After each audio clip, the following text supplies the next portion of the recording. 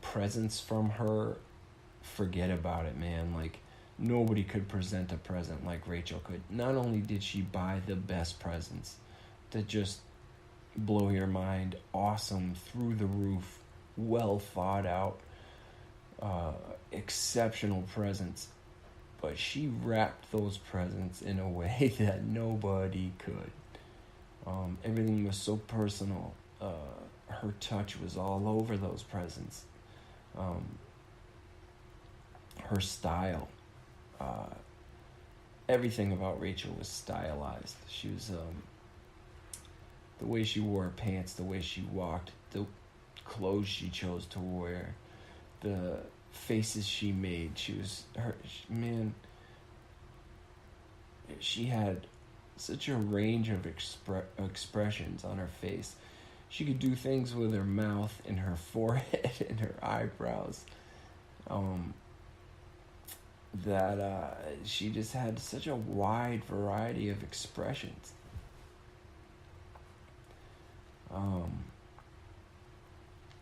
There's a lot of things she didn't tell people, I think, things that she wanted to do and she even pursued on her own, that people don't know about. Like, the reason why I started a podcast is because she used to talk about wanting to start a podcast with her friend Jess Costa. And she talked about it a lot, and she was serious about it. Like, they would joke about it and everything, but Rachael was serious. She thought it was a good idea, and so did I, and she never got to really do that, start that podcast. And so that's what kind of gave me the idea. Rachael was also a phenomenal artist, and she was constantly making things, constantly. And a lot of that stuff, I still have yet to go through all of our stuff. It's a hard thing to do, but she made paintings. I mean, I have paintings hung up all over the place she made that a lot of people have never seen. When she would buy something, like right now I'm in my bedroom and there's these two, I don't even know what they are, like egrets or something, like tropical birds maybe, the long legs. And when she bought them, this is just an example, when she bought them, they were like gunmetal color, like just a regular metal color. And most people would just put those birds up, and that would be that. They would buy them, they were beautiful, and they would put them in their house, and that was it. And Rachael spray painted them blue, and they look so much better, man. So much better. And she did that with almost everything. We had this rhinoceros head that came in white that you mount on the wall. She turned that into a gunmetal color, and it was just looked so much better. And she did that with everything. I have this cabinet.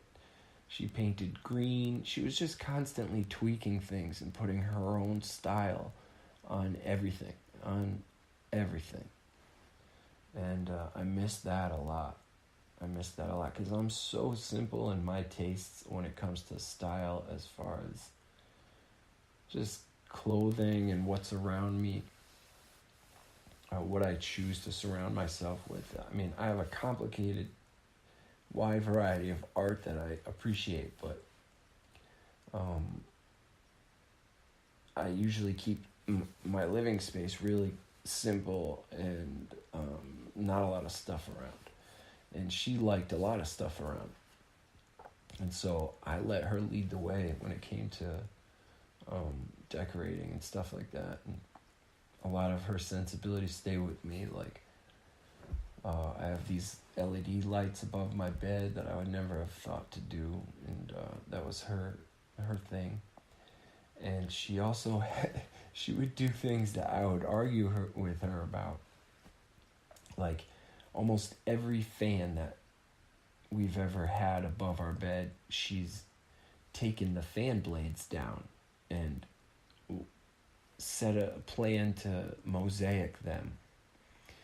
Most of the time she didn't get that project done or completed, so we'd have like a fan with no blades on it, which was fine. But during her time where she was getting chemo, towards the end of her life, she took down the fan blades in the room we were staying in at her father's house, and she completed them. And they are so phenomenal and so incredible and amazing pieces of mosaic art. It blows my freaking mind, because she was sick. She was taking, she was dealing with not only cancer pain but the side effects from chemotherapy, and she created just a brilliant art project in my opinion. Real mosaic. She was fantastic with paper mosaic, and her brother has a drum head that she made a paper mosaic on. I remember I was mad at her at first because I was in art school. I was in school for art, so she took my color. Like I have these it's like a packet of paper, like really thick, true color paper. And it's like $120 for this small box of this really perfectly colored paper in every single shade, apparently, of color that exists.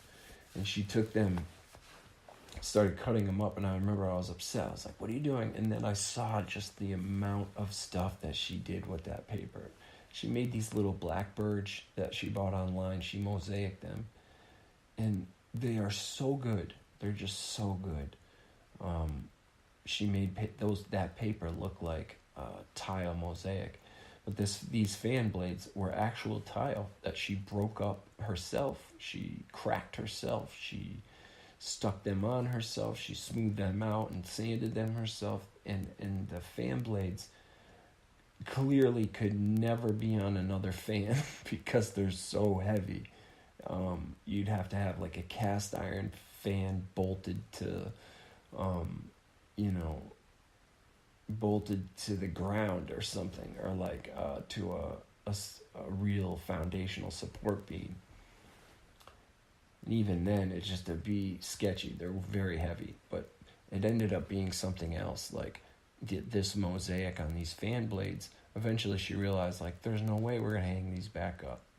So she just went crazy, and now they're just these five phenomenal, long rectangle shapes that are mosaic by Rachael, and they're still up above her father's house. And he mentioned them to me. He mentioned seeing them, and he was blown away too. He's like, man, boy, are those good. And yeah, I mean, I don't know, man. Like, she was the type of girl where you'd think didn't need compliment or praise, but she craved it even more than most people. She needed that. She needed and appreciated that praise. Because I think she didn't get a lot of it when she was in school. She mentioned all of her art teachers, and she just seemed to like roll the worst. She seemed to get a bad hand every time she had another level of art. And the instructor, she would like I had a batch of art teachers that like just fueled what little talent I had. They just honed it and fueled me to love it and want to keep going. But I think Rachael loved art even more than I did, and I that's what I chose to major in. But I think she was discouraged by her art teachers, and she just, got a handful of the shittiest art teachers on the planet. But that was something she was really, really good at. She wanted to do stand-up comedy. And if you know Rachael, and you've spent any time with her, then you'd say, oh my God, that's such a good idea. She's hilarious. But she really wanted to do it, and she has notebooks with bits written down, things that she worked on her own. And yeah, those are some of the things she didn't really share with too many people.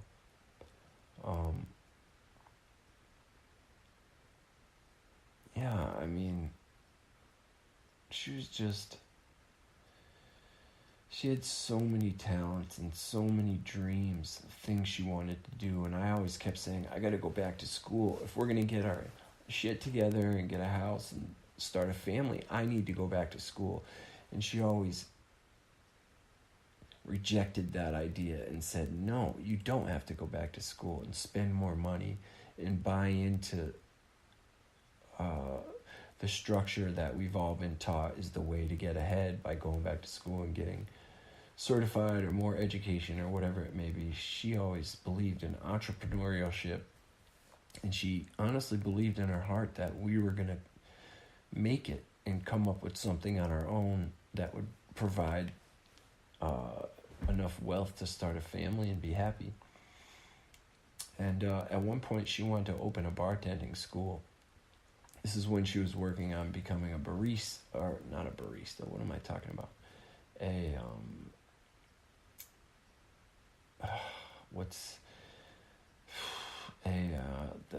sommelier for beer. It's called something, a cicerone. She started working on becoming a cicerone, and she brewed that first batch of beer. Good Lord, man. And she freaked out because I was supposed to grab all of her stuff, her brewing stuff during this move, and I forgot to grab the top to her plastic fermenting bucket.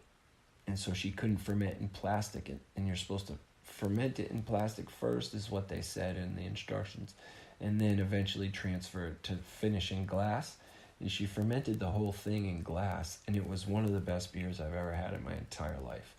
And she brewed another batch where she followed the actual direction, didn't make that mistake, and it didn't come out as good, I don't think so. When she did things her way, it came out. Even if you thought, man, what is she doing? Eventually you would realize, oh, she's correct, and this is fantastic, and her way was the right way. I don't know. It's really late. I'm blabbing on, but so I'm going to stop. And I kind of feel weird about the last podcast and bawling my face out and just being an emotional mess. But I go live on these podcasts. You have an option to either record one and then send it out whenever you want, make it or put it out in the air whenever you want, or go live. In which case you cannot edit it, you can't go back and correct things, and it's out there, and there's nothing you can do about it.